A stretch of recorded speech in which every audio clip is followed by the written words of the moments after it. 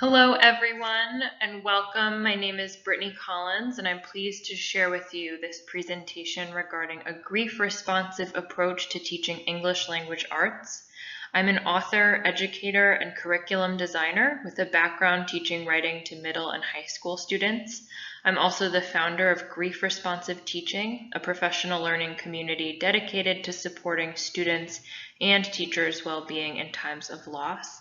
I'm also the author of Learning from Loss, a trauma-informed approach to supporting grieving students, a book that explores best practices for grief support in school systems, now available through Heinemann Publishing, and I'm happy to offer viewers of this session a discount code for 40% off the list price using the code CONF21 at checkout on Heinemann.com.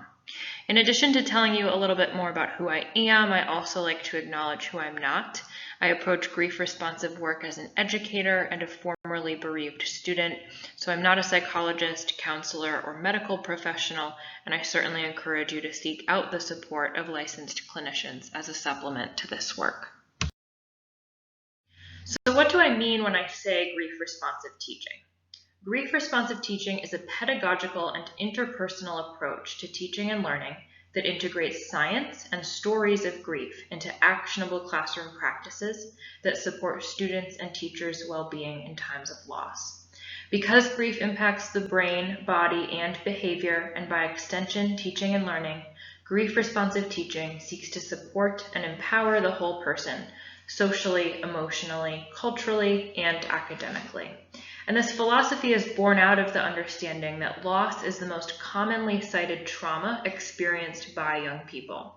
7 out of 10 teachers had a student in their classroom who was grieving prior to the pandemic, and over 40,000 young people lost a parent or guardian to COVID-19 by April of 2021, with BIPOC youth experiencing higher rates of bereavement due to the systemic health inequities that the pandemic has only further underscored. And the number of impacted youth continues to ascend when we consider that grief is not always tied to a death.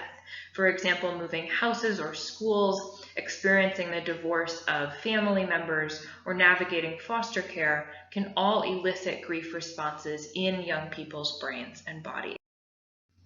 So in order to consider how best to support grieving students in the classroom, it's important to first take a look at what exactly grief does. Some people consider grief to be an emotion, and it is, of course, a felt experience, but on a much deeper level, grief impacts our neurology.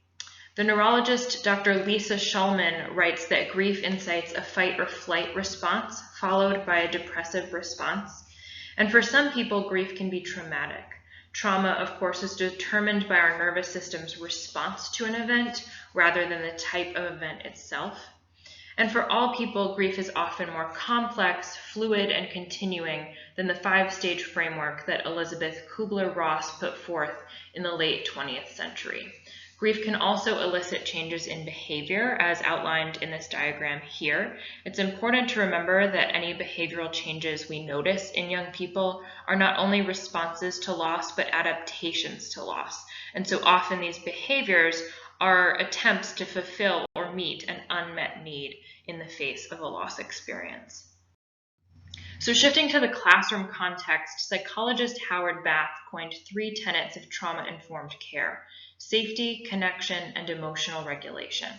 Working collaboratively with students to tend physical, emotional, and cultural safety in the classroom through responsive practices, cultivating peer-to-peer and student-to-teacher connections, and integrating positive regulatory activities into classroom life, like moments of mindfulness, free writing, a sense of predictability and routine, starts to put in place the scaffolds needed for supporting these tenets in students' lives. And the ELA classroom holds special opportunity for offering grieving students support. For example, psychologist James Pennebaker's scholarship reveals that expressive writing, in which the author uses emotion words to describe their internal state and personal experiences, has significant psychological and physical health benefits, especially for people experiencing trauma.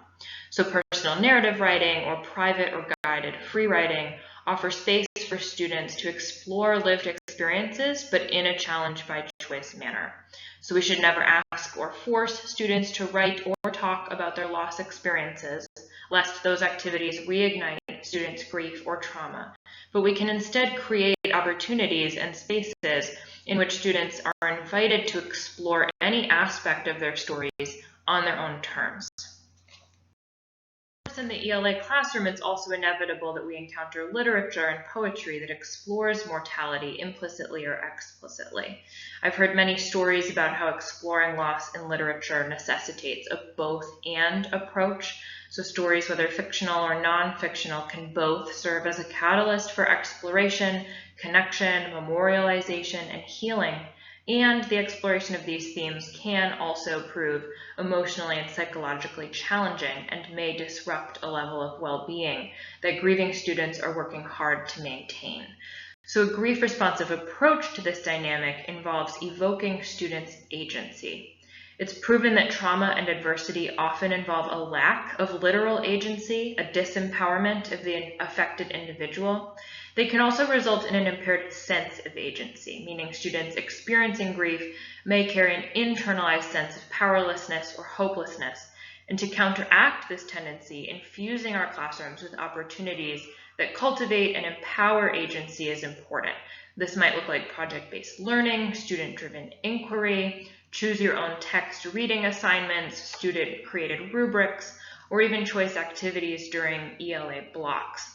But returning to the topic of mortality in literature, providing content warnings and offering alternative texts are always ways to frame literature studies in a challenge by choice manner that invokes that agency without forsaking the positive potential of direct consideration of loss or mortality in literature for students who may feel ready for that.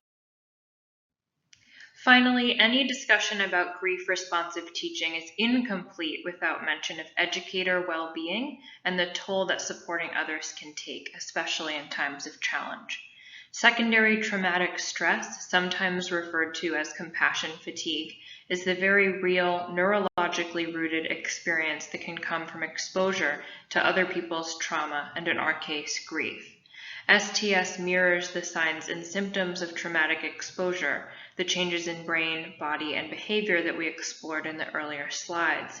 And teachers with past experiences of grief, loss, or trauma may be at an elevated risk for experiencing STS when working with grieving students.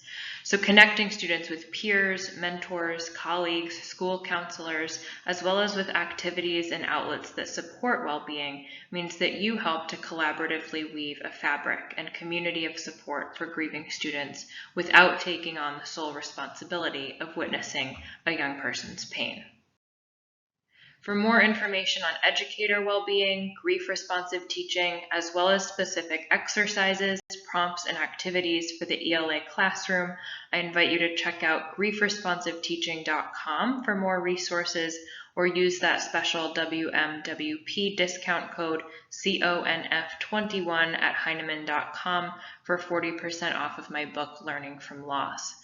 Thank you very much for tuning in today, and I hope to connect again in the future. I also encourage you to look through my references slides for more readings regarding grief and trauma in the classroom. Take care.